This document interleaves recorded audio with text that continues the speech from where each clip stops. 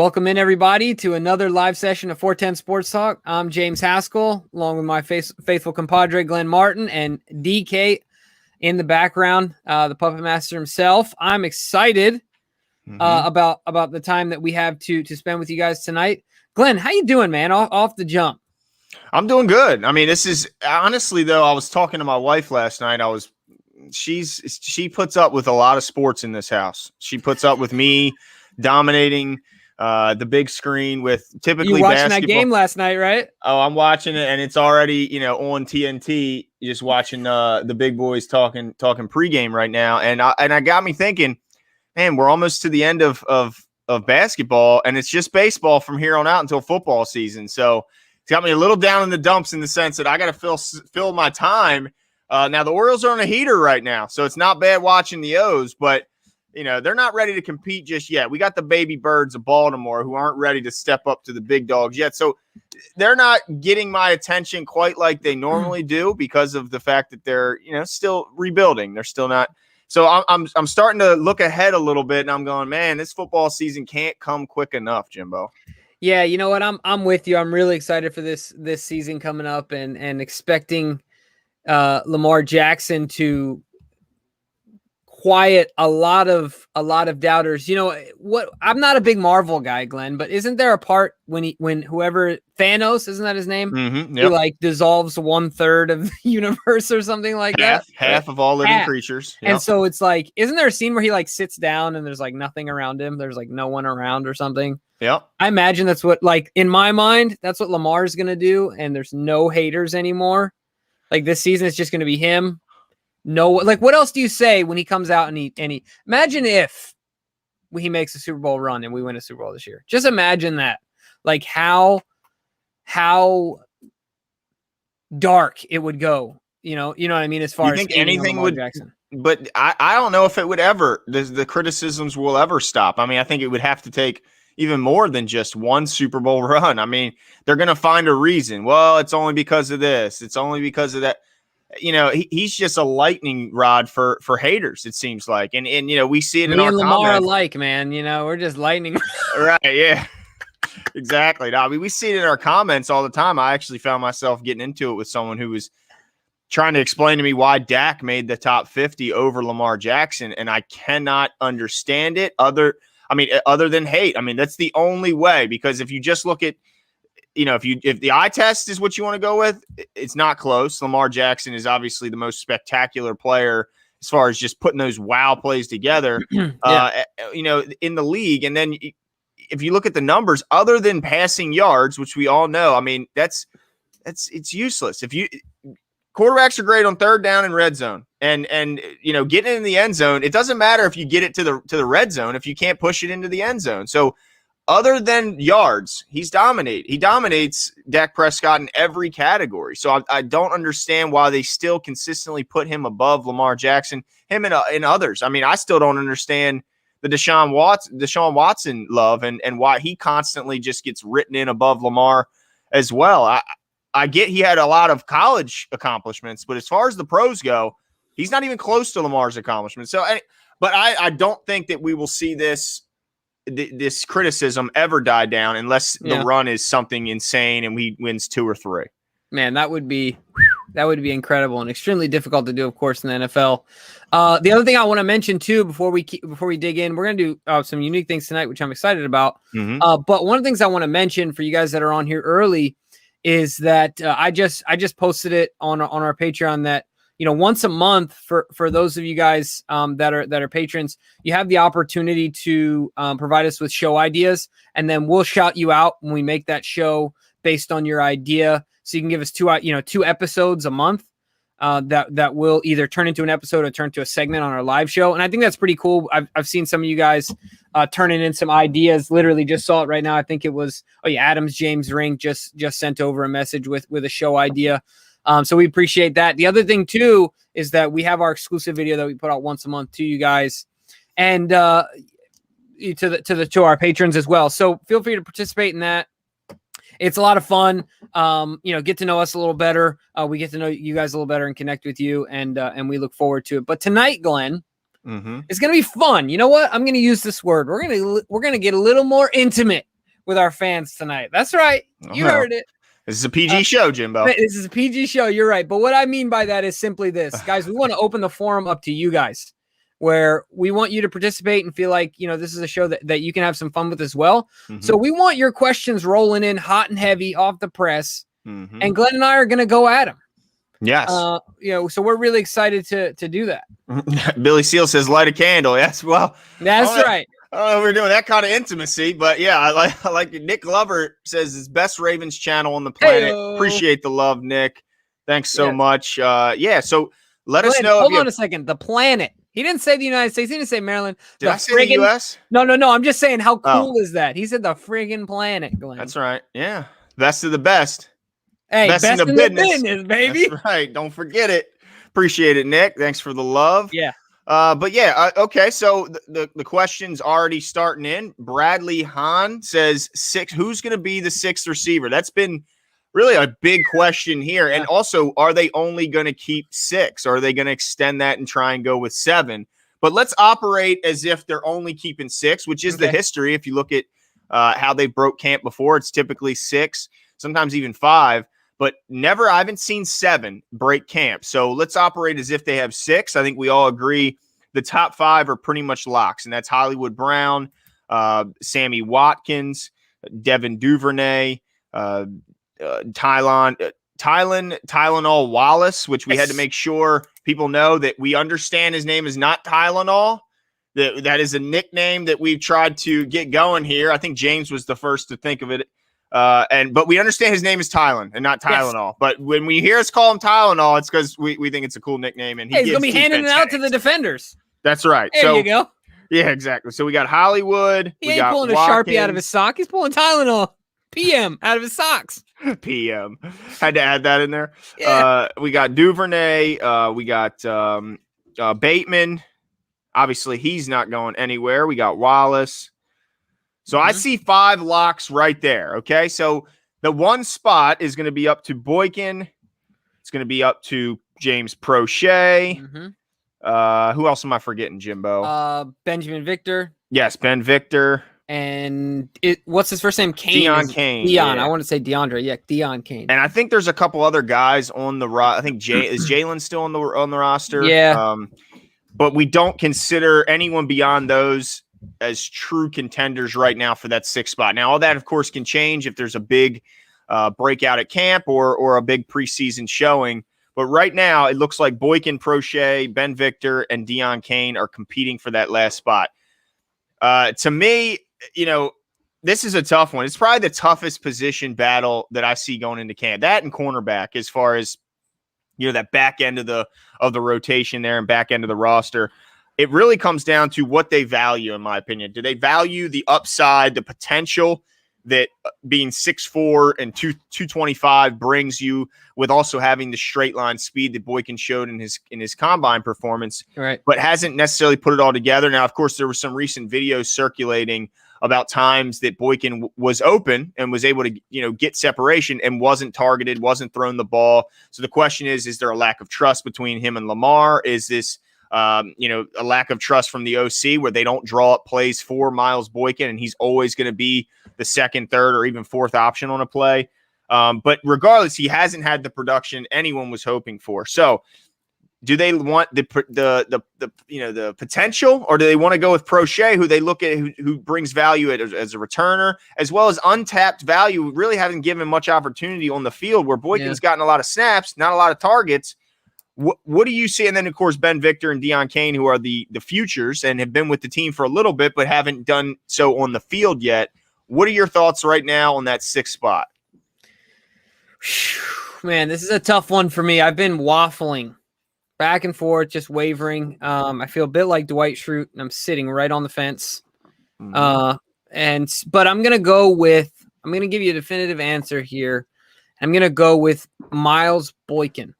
2 reasons: his physical upside, like you talked about, and especially in our locker room, it's relatively unique. It's not like we're loaded with big physical, big guys that are that physically large, but also because he does have some diversity in his game. And I'll explain it this way. He's not catching punts. He's not catching kickoffs, but he's good on special teams. I believe he's a solid contributor.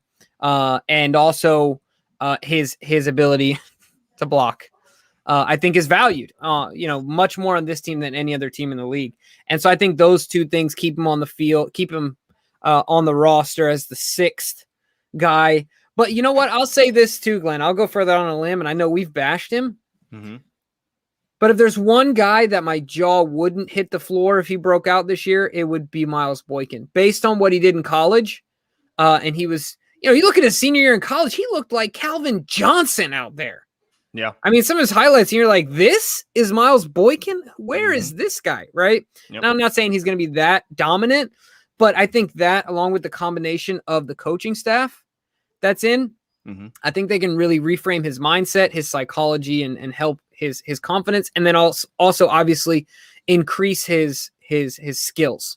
So I'm gonna go with Boykin, because I think at that point, the sixth guy, you're looking at special teams, and then also versatility, but also upside, right? You're not getting a perfect prospect. Right. And let me ask you a follow-up to that. Do you think his draft position has any impact on whether, him or Prochet win out eventually? I would have said that if they were going into their second or third year. But what is this going to be? Boykin's? It's going to be Boykin's third year. Yeah. So I feel like not now, but I would have maybe said that a year or two ago. Okay. That's I guess that's where I'm at. What about you? Yeah, I'm kind of with you on that. I think that now that this is his final year, Eric DaCosta has shown that he will part ways with draft picks. He hasn't done a ton, but he has. Dalen Mack was a guy who was, I think, a 5th round pick that they released. Obviously traded Kenny Young in one of his first big moves when he took over. But I also want to know: do you think that what do you put the percentage at that they'll keep 7 and go light elsewhere? Yeah, that's a great point too. I would say I would put it at 40%, but I think the number is volatile in that if both of those guys show out, that number can shoot right up, and I don't think they'll have any problem with that. I think they'll feel very comfortable about that. I don't think it's set in stone. So I guess what I would say is that the floor for me is probably 40%. What about you? Yeah, I think I'm about 30% as the chances there. I think it really comes down to, first of all, they got to get through camp relatively healthy, because if there's a rash of injuries at one position group, that totally changes the mindset there. And they end up having to keep heavy elsewhere because of injuries, especially if it's those like nagging injuries that don't necessarily put them out, but you have to watch him. He might be missing practice. Then you got to keep extra bodies there in case. But if they are only keeping 6, I think I'm going to lean towards Boykin because of the fact that, they do have those new coaches. I think he's still going to be impressive looking in practice. I think he's going to look great in practice. My only thing is, does Boykin get enough of an opportunity, both in snaps, but also in targets, and also accurate targets? Because Boykin's good. Prochet is going to be playing primarily in the preseason with the backup quarterbacks. I don't know how many targets he's going to get from Lamar Jackson, if any at all. Boykin has a shot to get some targets if they decide to play Lamar Jackson in the preseason. So Prochet is going to need to get, I think, some decent targets, because that's my issue with Boykin. Yeah. I think he's going to look good in camp. He's going to look really good in training camp. But when them lights are bright, is he able to go up and perform against top competition? That's the question, and we won't be able to answer that question, I think, unfortunately, until the season starts. So I think they try and push Prochet through to the practice squad, and we might have a couple of these guys go through to the practice squad. And with their, lack of on-field experience, I don't know how many teams are really going to go out and grab any of these guys and put them on their active roster when they don't know the playbook. And it's just a big risk taking guys off of other teams when they didn't spend the entire offseason learning your system. So I do think Boykin ends up being it. I'm hopeful that he totally changes my mind and blows this away and turns his, I just worry that, will you ever turn into a guy that attacks the ball at its highest point, that plays as big as he actually is? But I think it was a good point what you made, is look at his senior season, because he didn't do much until that final season. So he could just be a guy that takes a little longer to develop, takes a little longer to, get that confidence level that you need, because in professional sports, I think maybe the most important thing of all is confidence. And right now, I don't think he has much. Yeah, absolutely. Just having some swag, feeling comfortable, in your own skin and in the system, things like that makes a huge difference. I just want to remind you guys, because I think once we started that segment, and from now, I think 40 people have hopped in. So right now, we want tonight's show to be all about you guys. So put your questions in the chats, and we're banging them out. Now, just like I said before, when we started that one, we probably had like 40 questions come through or so. So look, you guys don't have to do that, but if you don't have to do this, but if you want a guaranteed answer, of course, you can always do super chat, and we're very grateful for it, but we're trying to get to every single one we can, and excited about the questions here. But the other thing that I want to talk about that somebody brought up, and pardon me for not remembering, but DK did drop in our private chat here, Udafe Owe over under 10 sacks. Now this one isn't going to be too hard for me, but I'll give you my answer first, and then I'll defer to you, Glenn. I don't think if he goes over, I'll say this right now, if he goes over 10, I will eat the cover on air off of my microphone. If he goes over 10? Over 10, there's no way he's going over 10. In his first year, there's no way. Nope. I mean, I don't think there's enough pieces around him. I don't think there's enough pieces around him. Is that thing vegan? It is. It is. Okay. It is. No animal products in there? No, I don't know how natural it is. Okay. I don't know how many whole ingredients are in this thing, but certainly no animal products. You got it. Okay. All right. Yeah, but I will eat it on air. Yep. Wow. I'll put some hot sauce on it. Okay. Well, I got some of that. I got some of that hot sauce at the house. No, I'm going to have to use Cholula. Okay. No, that hot one's in there? No. Like, it's got to be palatable. Okay. Well, let me say this. I would be surprised if he got to 10, but he has such physical abilities. If they are able to get him his technique, I'm not so willing to completely say it's an impossibility. Now, when's the last time we had a guy get double-digit sacks? Right. Was it Terrell Suggs? I mean, it's been a long time since we've had that. So I think it's unlikely. But as Devin Dukes just pointed out, there is that additional game. So if he does have one more game to do so, but it's a tough division, man. I mean, the Browns might have the best O-line in football. Now, the Steelers don't have a very good offensive line, but they showed last year they want to get the ball out faster than anyone in the league, which makes that, a difficult team to sack. They just have I think it's just going to be a long road. I think it'll be tough, but I think he gets close. I think he gets up to those Judon type numbers, 7, 8, like 8, 9, something like that. Yeah, 9 was his highest, right? Did he get to 9? I think you might be right. He might have gotten to 9. He got to 9 once. But yeah, so I think that, but I wouldn't say it's an impossibility for him to get to 10. I do think it is quite unlikely, though. So I'd have to agree with you there. And then I'll happily stick to the ice cream. Sure, she still remembers my gigantic. Oh, that you woofed down during the show? That was 3. I think it was three scoops. That was it. But the other thing I want to shout out to, and DK brought this up, is we've had our issues, obviously, with the rating of Lamar Jackson in PFF, right? Mm-hmm. We all have, every Ravens fan. Chris Sims, however, but appreciate that, Asmodeus. Sort of gold stud. Nice. Thank you. But Chris Sims put out a list. Let's see here of his top quarterbacks. Let me pull this up. Make sure I can. And that he has his top 40 quarterbacks, and he has Lamar Jackson ranked number 6. So a couple things I want to say here. I'm going to give you like who's in front of him. Okay, perfect. Thank you. See, I'm over here trying to do things, and DK is the ultimate. He's taking care of you. Yeah, my goodness. Thank you. So, but one of the things I want to say about this list is Chris Sims, do we need to tell you, or how can we impulse you to, because we know you watch the show, just start a competitor to PFF already. Just start a competitor for PFF, take them down, hire DK, hire Glenn and I. Look, we'll go after them, take them down. Coming for you. Yeah, I believe in these ratings. I feel really comfortable with these. I mean, obviously, I would argue that Josh Allen at 2 is still a stretch for me. I'm taking Aaron Rodgers. And so I'm putting this. Let me just say this.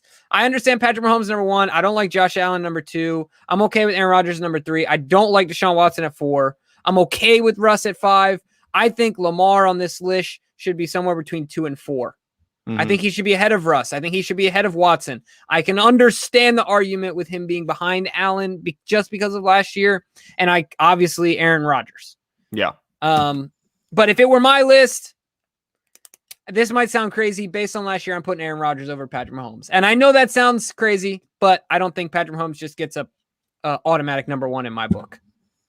Okay. Well, I mean, I think that this is a lot better list than PFF. I'm not, disgusted by it. I think you have an argument if you're Russell Wilson that you should be above Lamar because of his longevity of success, the Super Bowl, and pretty much every year he's in the discussion for MVP at the midway point in the season. So you got to give him the respect he deserves. I think A-Rod, rightfully so, right up there in the top three. I think that he's giving a lot of love to Josh Allen, and Josh Allen had a heck of a year. I love the fact that he's a dual threat quarterback.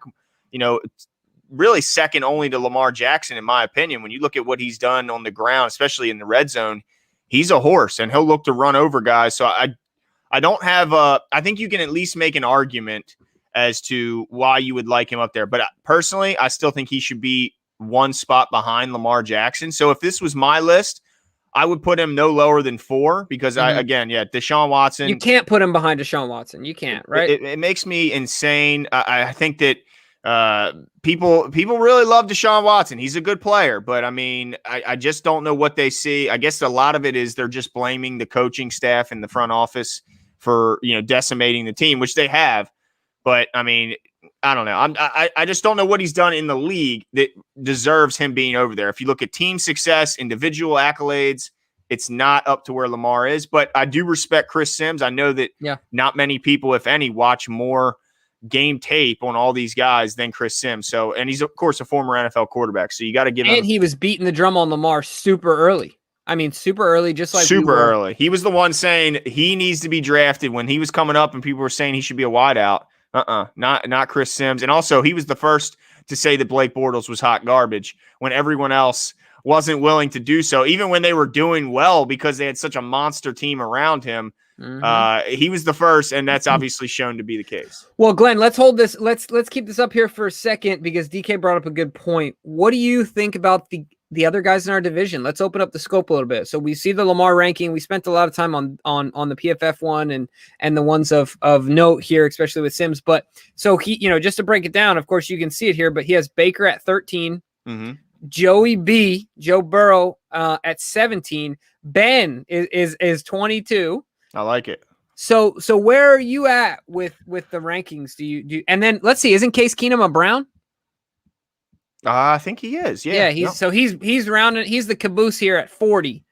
So anyway, where are you at with the other rankings? Any surprises? Well, you okay with them? I'm not upset that they take a little shot and put Big Ben at 22, but I mean, I wouldn't have him below guys like Sam Darnold.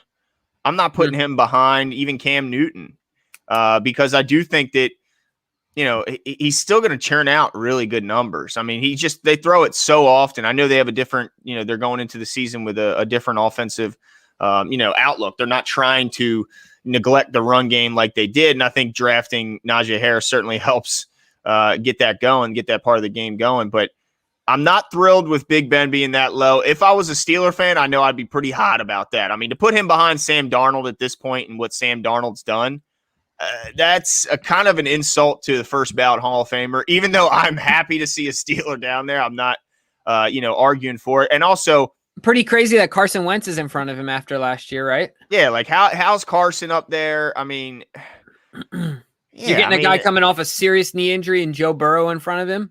And Derek Carr, I think he's a good player, but he invented losing. I don't think anyone's lost more games in the amount of time he's been in the league than him, and I don't even think it's that close. I just saw the stat. This guy loses more than anyone as far as apple doesn't fall too far from the tree, right? That's right. His brother was, and he was the most sacked quarterback in history through the years he spent in Houston. That's your spot in NFL history, baby. Hey, at least they got a spot. I'd wish I had a spot, So they still got that over us. And then, I know I'm probably going to get beat up because there's a lot of Tom Brady haters in here, but I don't think Tom Brady should be number 10. I mean, this is still the GOAT we're talking about. He still threw for how many touchdowns last year? Where do you put Tom? I put Tom. I think a solid number for Tom is 6. Yeah, that's where I'd say 5 to 6. I think because I don't put Kyler Murray in front of Tom Brady. Never in life. Matt Stafford, never in life. Yeah. I mean, look, I hate it because I'm not like a Patriots guy, or I'm certainly not a Tampa Bay guy, but you got to give respect where it's due. And this guy is the GOAT, still getting it done, still playing at a very high level. And people forget, they go, oh yeah, but he had a lot of picks last year. Well, he went to a brand new team for the first time in how many years, learned a completely new offense with no offseason. So you're going to expect some bumps in the road. But if you just look at his numbers, he was absolutely phenomenal and obviously led the team to the Super Bowl. So the last thing I want to point out here is, man, Justin Fields gets crapped on. I mean, endlessly. Well, I don't want to see a rookie up very high anyway. Yeah, well, look, Zach Wilson is 27. Yeah, higher than Trevor Lawrence. Zach Wilson played no one in college. He played against no one. East Carolina, what was it, Coastal Carolina? That was his hardest game in college. Justin Fields went to battle against the best college teams. Yeah. I'll never understand it. Maybe Zach Wilson would prove me wrong, but I think that, that's why the Jets are the Jets. But, and it's funny that Taysom Hill and Jameis back to back, and Taysom's in front of him. Yeah. That's crazy too. So a lot to this list, but certainly Sims, hit us up. But I respect his opinion. There's no doubt about it. Let's get some seed funding going, and let's take down PFF. Hashtag take down PFF. All right, so let's get to the next one here. I think DK threw another one. We just answered that one. So let's get to another question here. I think I saw some good ones while we were talking about that. Let's see. I'm getting a lot of love tonight, Glenn. That's for sure. I appreciate it. All right, what about this one? Devin Duke says, what is your feelings as of now? Will the Ravens re-sign Hollywood? Any idea what kind of deal that will be? I'll let you answer this one first. I have a solid answer, but I'll let you go. I think that's an awesome question. I think that it's going to be interesting to see, first of all, how much of his targets get eaten into by the additions in this offseason. How does Bateman eventually take over as the outside guy? And then is he, is Hollywood just an inside guy? Is he a jack of all trades and doing both, moving around? And also, if Sammy Watkins has a huge year, you got to make a big decision there because he's still young enough to where you can make a long-term investment in him, especially if he shows that he can stay healthy. And also, the biggest factor to me is, what is the relationship between him and Lamar? How does that factor into the contract? Because we already know that it factors in on the field. There's just no doubt. When you look at the numbers, he gets a ton of targets, and that's, I'm sure, a result of the fact that they have such a good relationship. They do a lot of training together, which makes the chemistry between them two seem effortless and seamless. I remember going into the first year when Hollywood was here, and he wasn't practicing a lot. Remember, he was dealing with the foot injury, and everybody's like, wow, you got to build chemistry. Well, you need time on the field to do it. How'd it go week one, first game? Boom, over the top of the Dolphins, monster touchdown. He puts up a crazy game week one, and that's because of their relationship off the field. They're so close. So I'm really interested on where they, how they value him, because so much of it, it comes down to, production, but also it's a unique offense that doesn't throw the ball a lot. So you can't really stack his numbers up against the other guys on that list. You're going to have to, it's just a unique formula that they're going to have to come up with. What are your thoughts on it? Yeah. So I think the Ravens will wait and see as long as they can. I don't think they're eager to do it. I don't think it's like a Mark Andrews situation where they want to get that thing done and get out in front of it. I think that the Ravens have more leverage in this scenario where they want to see what he can do. All right, look, we're willing to pay a number one receiver, but we need you to go do it now. I think all the onus is on Hollywood. I don't think the Ravens are in any rush. They just drafted Rashad Bateman. We have it's weird, but we have now a deep wide receiver room that we're relatively confident in. Not that I don't want Hollywood to be there, not that I don't want him to be our number one, but I think the Ravens are in a wait and see scenario. I don't think they're in any rush or feel any pressure or that he has any leverage right now. So that's my feelings on it. And is your gut tell you that he gets signed?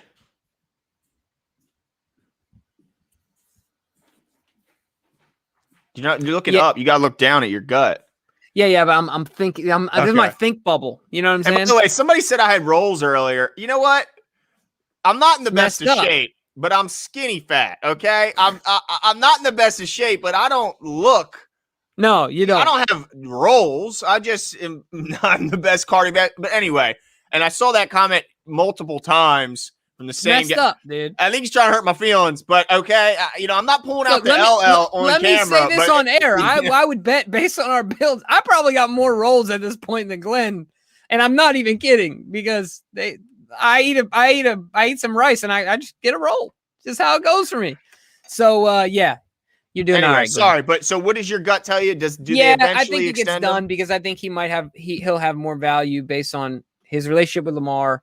I think he's going to produce as well. I think it gets done.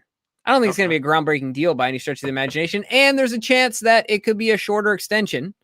It's not going to be like a 4 or 5 year. It could be a 2 year, something like that, where he could, go out there and get it again and prove himself. Not necessarily like a prove it deal, a little bit more than that. But yeah, I don't think he's going to break the bank, but I think the Ravens hold on to him. Yeah, and I agree there. I think that the relationship can't be overstated. They are best friends. I mean, they ride to the games together. They didn't move for Torrey. They didn't move for Torrey, but I doubt that Torrey was giving Joe Flacco rides to the stadium. I mean, no, that's true, but certainly Torrey was much more productive. Oh yeah, at this point.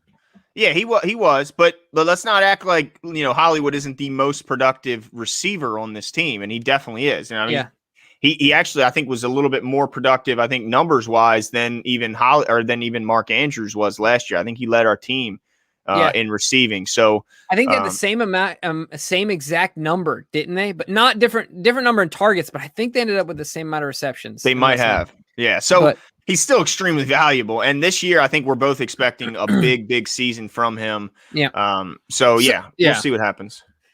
No, for sure. What else we got on the docket here? Let's should the Ravens play their retro helmets? Yes, I'm for it. You remember the Ravens jackets with you remember the starter jackets, the pullovers? Oh yeah. And it was the shield with the wings on the side. Yeah.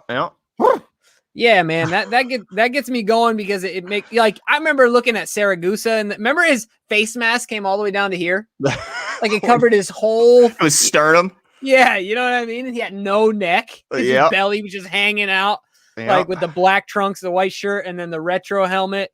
Yeah, man. Imagine Brandon Williams and Calais Campbell, and then Lamar. Dude, that would be awesome. That'd be a really cool look. Yeah, I'd be happy with it. Now, the Ravens don't have the longest history, so they don't have a ton of throwbacks to turn to, but that's one of them. They certainly have one, and I think. And how far can teams go back? The NBA is kind of like.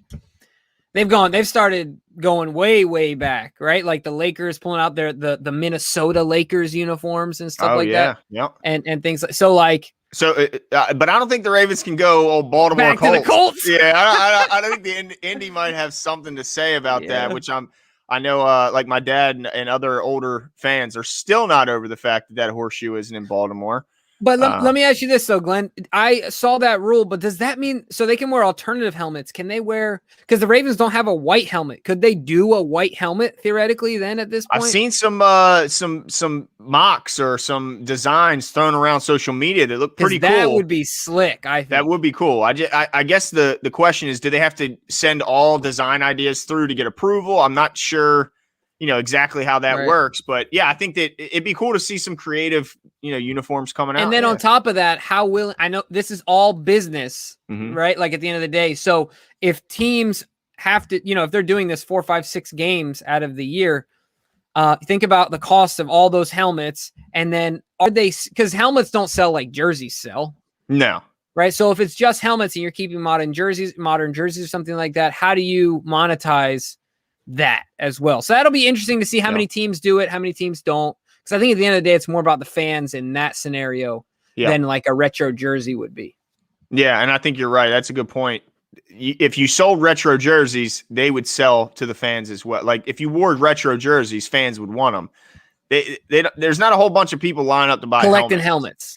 Yeah, I mean, you got the signed ones, but that's about it. I don't think anyone's wearing a regulation NFL helmet to the game to cheer their team on like they would, a ball cap. So maybe we should start. Maybe when we go to the game, I'm gonna have to because look, if we got some Chiefs fans around us, they'll be way outnumbered. So but hopefully they don't have a lot of that comes down to they get awfully loud when the team's doing well. So I'm hopeful that they don't have all the bragging rights that day, and that the Ravens can kind of, get the monkey off their back and beat the Chiefs and finally, at least finish that, that top that mountain at least, because it does seem like one. But before we move to this next one, though, let me ask you about the Chiefs. Yeah. Somebody asked earlier, and I think it was Lisa Franco, Lisa Ann, what makes the Chiefs better than us? And I'm going to answer this question. Okay. And I want to get your thoughts on my take here. I think the Chiefs offensively are the best at beating man coverage. And I think the problem is we are the best at man coverage. Like that's when we're the best, like defensively, right? Yeah. So I think like matchups make fights. I just think it's a tough one because they have man-to-man beaters. You cannot guard. It's very difficult to defend Travis Kelce man-to-man. It is extremely difficult to pick up Tyreek Hill man-to-man. Those two alone, align that with Patrick Mahomes' ability to extend the play and Andy Reid's playmaking, and it is a daunting task. So to me, I don't think that they're better than us, but I think that's what makes them a bad matchup for us. Right.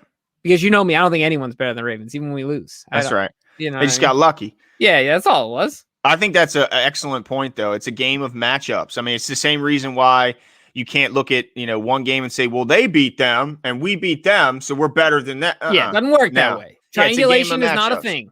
Exactly. And that's a really important point because, I mean, even McCole Hardman, I mean, that guy a lot of times gets unnoticed, but if you run a crossing route and you just have a corner trying to run with McCole Hardman across the field, good luck. So if you can't influence the quarterback and get him off his spot and you're leaving guys in single coverage behind him, it's going to be a long, long day. And, when we looked at the top players in the league, those guys you mentioned were all in the top 18, I think, where Tyreek Hill. Two of them were in the top 5. Exactly. So they're really good players. And like you mentioned also, Andy Reid is one of the greatest offensive minds the league has ever seen. So it really is it's a chess match. And when you have players that are that good, especially with Kelce and Hill, you can only double team one guy. Like you can bracket a guy, but you can't bracket everybody. Yeah. You only got so many bodies on the field, right? All right. So if you can't influence the passer and make him get the ball out quicker, make him think twice, disguise your coverage, then it's going to be a long, long day. So I think a lot of it is just it's coaching matchup. And then it's also they have really, really good players and they know how to use them, really well. So and I also want to give a shout out to my cousin Paul Sullivan, who's in the chat, who said a silver helmet might be actually pretty cool. Okay. I like the idea. Also, shout out to Paul. He did our first intro music. The Paul Sullivan band went viral. Oh yes, they did. So go check them out. I think they were on Kelly Clarkson show and every other show that's on television. So go check them out. But anyway, he did our intro music, so we appreciate it. Check out the pod way back in the day, or at the end of every episode, we still have the music as our outro as well. Yeah, and then DK has a question. He says, name a player on offense and defense that could have the greatest highlight by the end of the year. And, on offense, it's pretty hard to pick anyone other than Lamar Jackson. So can we leave him out to make it more interesting? Yeah, I think that's fair because he will have highlights. Yeah, he's going to have 10 that probably best everyone in the league. I mean, that's just you got to get to Lamar just to get to everyone else, right? Yeah, I mean, when you look up highlights, they're usually 8 minutes long. Something. If you just look up the 2019 highlights alone of Lamar Jackson, they're like 22 minutes long, and it's not like they're letting slouch plays in. No, all of them have your jaw dropping. So, yeah, let's pretend that Lamar is not an option to vote for, and let's go the other way. Let's see. I'm thinking about I think Dobbins has a good chance, but I'm not going to say Dobbins. I'm going to say Sammy Watkins. And the reason is they've been hooking up a lot in practice with the deep ball. And I think in order to have a great highlight, it's got to be a big play. So I think he's got a shot to really turn it up and have a big play that ends up being the major highlight. But there's a lot of guys. I mean, I could name a lot of guys on offense, but if I had to just name one who I think is a little bit still off the radar, but won't be long once the season starts, I'm going to go Sammy Watkins. What do you got? Yeah, so I think I'm going to pick an easier one, and I'm going to go with Mark Andrews. I think I think it was week 1 last year, wasn't it, that he made that catch in the end zone, that one-handed grab that ended up being a highlight throughout the year. I think he'll make a similar play. That's just a spectacular catch. It's become pretty routine for Mark Andrews to do that a few times a year, and sometimes at least once a game. So I'm going to go with Mark Andrews. I think that once again, I think it's kind of an easy one. I like yours. I think it was a little bit more outside the box. But I'm going to go with Mark Andrews. Now I could go really outside the box and say Tyree Phillips, and he's going to truck somebody else, right? That's certainly outside the box. But what about this one too? You could go with Bench Mason. What if he plows somebody over on the goal line, man, and really suns somebody? Well, he might get on angry runs. I'm not putting him past that on Good Morning Football. But yeah, I don't know how many jaw-dropping highlights we're going to see from old Bench Mason. But as far as defense goes, I'm going to go Deshaun Elliott. And I think the reason is because when you look at his tape and his numbers back when he was at Texas, this guy was a turnover machine. He wasn't just a big hitter. This guy got his hands on the ball and did it often. So I think if we can see a little more of that from him now that he's got the full season under his belt, he knows he can play in this league. He knows he can stay healthy in this league and really make an impact. I think this year he starts letting some of that swag out, plays a little bit more loose, a little more free, and we start seeing those turnovers come. And yeah, watch out for some pick sixes and certainly those big hits that he already showed some of last year. You know what, Glenn? I'm gonna take a guy that I just said was overrated. And the reason I'm going to do it is because you pointed out a play to me where he really flashed, and that was Calais Campbell. Last year when he ragdolled Quentin Nelson at the beginning of the season, and that doesn't happen to Quentin Nelson. Everyone's already booked him into the Hall of Fame. Yep. Right. And Calais Campbell did it was like the hump move. You know what I mean? He really didn't make him look very good. And so I could see something similar to that. Along with a sack, a real splash play from old Calais. And then if I can say just one more, do you remember that hit that Brandon Williams had on Derrick Henry in the backfield? Yes. I think that's an underappreciated highlight. And I think Brandon's also due for one or two, maybe three of those throughout, the entire season that could end up looking really good on a highlight tape as well. Yeah, I would not be mad to see that because I think he's going to be big in big moments because he's a guy who really understands, the moments in the game. He's one of those players. It's not just all right. What's the play? He understands that there's different moments where you got to turn it up, and he certainly showed that in the playoff game. So yeah, I think that's a great example there. Yeah, Glenn. So I want to get DK in here only because we got a hard stop at 8:30 because we've been requested to come on to a radio show in LA. And talk about our Baltimore Ravens. That's right, ladies and gentlemen. They're going to let us on the FCA airways. I'm going to ask them in Ramland how they feel about a team who doesn't value first-round picks, especially coming from guys who follow the Ravens, who certainly value them more than probably anyone. Yeah, absolutely. That's a great question. You'll watch a little bit of that in his voice, I'm sure. But DK, hop in here because on Tuesday we were missing your words of wisdom, and we're itching for it, man. We need it. What do you got for us tonight? All right. Well, two things that were on my mind. The first is just straight up. It's just a comment it's just a thought that's just been bothering me, which is it's very straightforward. But the Lamar hate is like real. Like I've been going off. I mean, I think you two both kind of also just all over the place with the PFF stuff, but like my whole thing with Lamar was, I read comments and stuff like that from whoever talking up, saying terrible things about him or whatever. I wrote it all off because it's like people's opinions, fans' opinions. I mean, they're kind of trash to me. I mean, for the most part, I think, except for our fans. Some people, except for our fans, except for all the fans that we've got. But you're talking about the people that don't watch and they just repeat what they hear. Yeah. Exactly. People who repeat what they hear, they don't think through, their actual, they can't think over their fandom and assess, competitive play, an athlete that's actually worth praising. And so that kind of stuff I've just always written off. And for the most part, I mean, here and there, you'll hear some commentators, talk some negative things about Lamar, but I mean, it wasn't overwhelming. But like when I saw that top 50 PFF list, I was pulling my hair out. I'm like, how is this? How can you legitimately be a source of an authority on rankings of NFL players, and how can you take that seriously? It just blew my mind. This is a player that won the NFL MVP award just 2 years ago, and there wasn't a significant drop off last year. I mean, some of his stats look a little bit different, but he wasn't a significantly different player last year. How can you just take him out of a ranking that puts the best players up top? 50 players you're saying that are better than this guy. It blows my mind. I lost all credibility for PFF specifically, but it just kind of hit home that, man, the Lamar hate, it's not just a thing that fans from different places are just kind of stirring up. Like, this is something that like people who are authorities on football are actually believing, and I don't know whether it's the influence of other people in other places saying, oh well, Lamar's not all that, but like that was one of the most egregious things I've seen in like football analysis. Mm-hmm.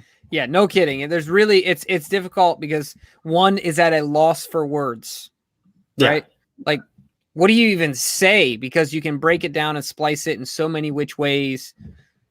Especially when you look at the quarterbacks who did make the list. I mean, just the other quarterbacks on the list, not even including Bryce Callahan and James Bradbury. Not even Dak Prescott. Stop. Enough. Yeah, and he's coming off of an injury. It's ridiculous. It beyond me. Anyway, I mean, I know you guys have talked about that at length. So there's actually one more thing I wanted to bring up, which I thought was kind of interesting. It's a little bit indirect to the Ravens, but I do think that there's a connection to something that the Ravens are really good at. And that is the rule change in the NCAA that players can start making money off their names. Mm-hmm. And the reason why I think that may affect the Ravens is because the Ravens do such a great job at picking college players in the draft in the later rounds, right? But this kind of changes the dynamic of how they go about, or I should say, how college players go about choosing whether they're going to enter the draft or not. Mm-hmm. Some of those players may be like They may make money in their small market colleges, and they may not choose to jump into the draft because there's a financial incentive to maybe stay in college for an extra year because they've got marketing deals or whatever and some real stardom that they might not have in the pros, right? Exactly. So it might be harder to find these like diamond in the rough guys where the Ravens do such a great job at finding these guys who and many of these players are just clamoring to come to the NFL so that they can start making money. But that kind of changes the equation. And for these players, they may choose to stay in college for an extra year or two, and it might kind of I'm not sure it may I know it changes the equation, but it may hurt the Ravens in terms of not being able to pick these guys up if other teams kind of had either dismissed or just kind of overlooked some of these players. So we'll have to see kind of how that shapes out, how college players start to choose, what they decide to do, whether they enter the draft or stay in college, or what the financials even look like. I think that's also a new element, but it'll be interesting to see how that affect the Ravens drafting ability and how they bring in guys, even undrafted players, that it could affect undrafted players who may not see much prospect in the NFL and decide to stay in college. So it'll be interesting. Yeah. And also, DK, how do you think it'll affect, I mean, I know this is a Ravens show, but how do you think it affects the recruiting? I mean, how does a small school go in and sell it to a player that, hey, you can have success here when the Power Fives are going to say, we're going to advertise, we're going to have your name out there, your face out there, and you're going to have a lot more opportunity to make money off the field. Yeah. You can make $500,000 easy a year. Easy. Yeah, if you're at a Big Five and you're starting quarterback for Oklahoma. Like, your face is on TV all the time. I mean, so how do these do you think they're going to have to, like, how do the non-major five, how do they even compete? That's a good question. I mean, well, one is a simple one. There aren't unlimited roster spots, right? So you can't promise that to everyone. That's one limitation. Yeah. But I mean, you're right. I mean, the smaller schools, they don't have the resources to compete against and say like, well, you're in a bigger market. Or I mean, I think that does that's also an interesting element too. Some of these players, they're on national stages, so it doesn't really matter where the schools are. But some of these schools are kind of like just underneath the national radar, but they're also in the middle of nowhere. But some of those schools are just under the national radar, but are also in bigger cities, bigger markets, and so. I mean, we're gonna have to see how that stuff plays out. It's hard to know, hard to tell, how college or how high schoolers are thinking about entering college and what it changes the calculus on their decision making for sure. Yeah. Well, I'll tell you what, that's the scoop on that's the scoop when it comes to DK, the words of wisdom. And I tell you what, man is full of deep thought.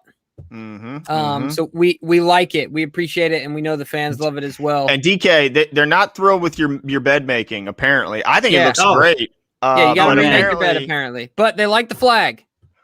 Oh, thank you very much. I'll work on the bed making. Nice. Well, that's it for us tonight, folks. We glad you tuned in. Let's give some quick shout outs here in this last minute. Adam, James Rings, Tim, Oats. You asked what a McBanger is. We'll go over that on Tuesday, so stay tuned.